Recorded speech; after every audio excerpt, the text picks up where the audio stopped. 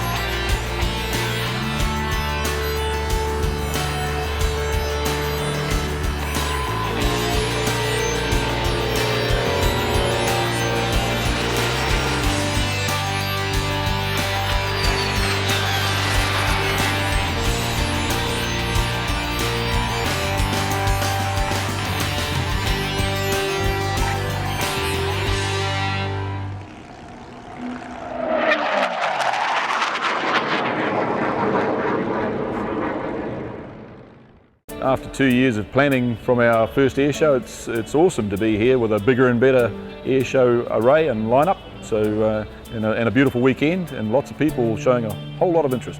So we're really pleased. Well, we've developed it from the last airshow to classics of the sky, and so we're really pleased with the array of aircraft that go with our theme here of classic flyers. And starting with Tiger Moths, we've got 3 steermen on the airfield. They'll be doing a display. We'll have the Roaring 40s, of course, and the Yak team. We'll have many of the SAA aircraft doing their aerobatic displays and flypasts. We've got a pair of Spitfires.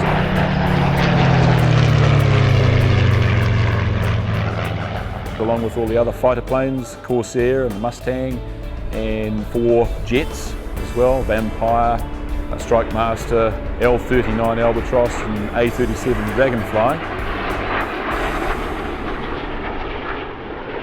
And then one of the highlights of the show that hasn't been flown for 4 years is the Hawker Hunter, which we've been working up over the last few months. The engineers have been very busy with it, and the pilot took it for a couple of test flights in the last 2 days, and it's going well, and it was a pleasure to see. The complete Classics of the Sky Airshow movie is now available online for the first time.